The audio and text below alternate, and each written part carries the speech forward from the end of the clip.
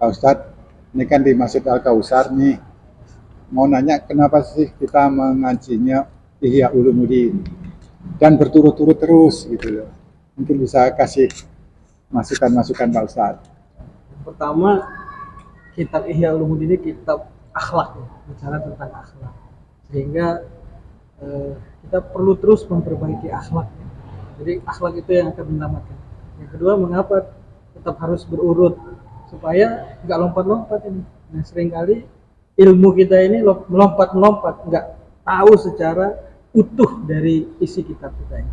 Nah, kelemahan ilmu yang diajari di kampus-kampus anak kita itu sekarang lebih banyak belajarnya itu pada lompat tema. Iya.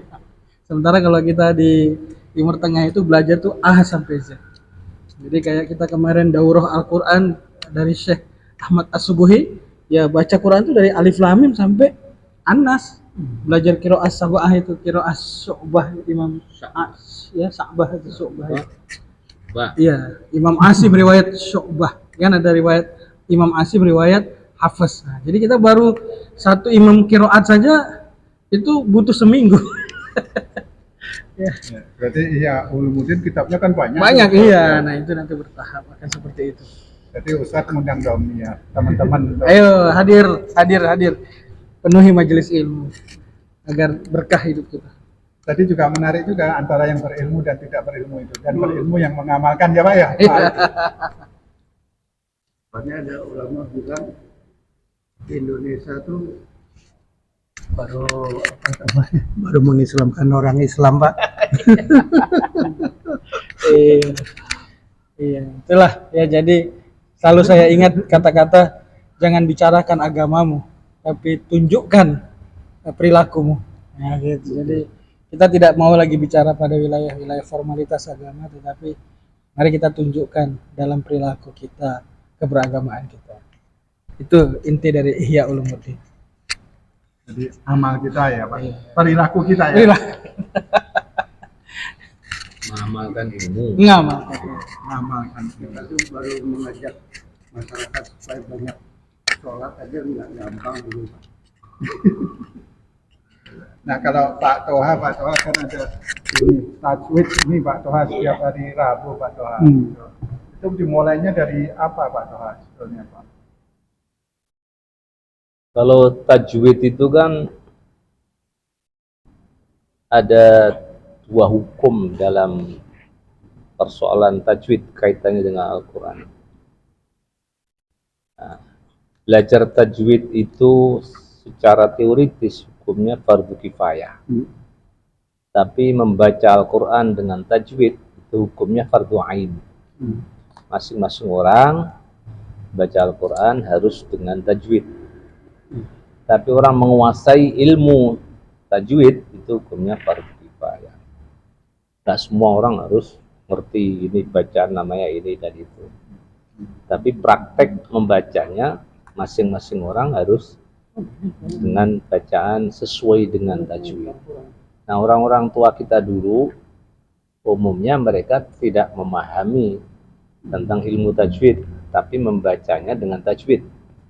Misalnya baca idhar harus jelas, baca gunnah harus mendengung, misalnya ikhfa itu harus samar. Nah, itu prakteknya sudah benar. Tetapi kalau ditanya ini bacaan apa namanya, mereka tidak tahu, tidak paham.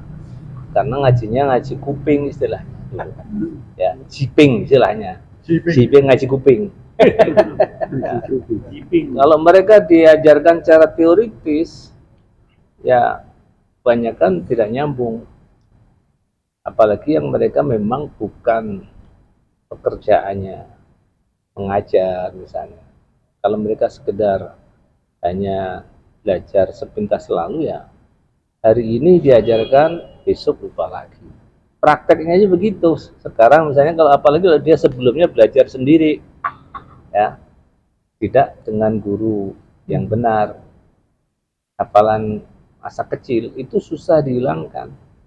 Seperti misalnya baca surat An-Nas saja, Qul a'udzu birabbin nas, malikin nas. Itu kan mesti bacanya pendek. Malikin nas. Ada yang bacanya malikin nas, seperti baca Malik Yaumiddin itu. Nah, kalau Malik Yaumiddin itu memang ada yang panjang, ada yang pendek. Menurut ilmu qiraat itu begitu. Malik Yaumiddin, ada yang Malik Yaumiddin. Nah, itu kalau itu belajarnya harus belajar ilmu qiraat yang disebut dengan qiraat sab'ah tadi itu, yang di PTIQ dipelajari, tapi juga ada yang mendalam, ada yang enggak mendalam, ada yang cuma sekedar pengenalan.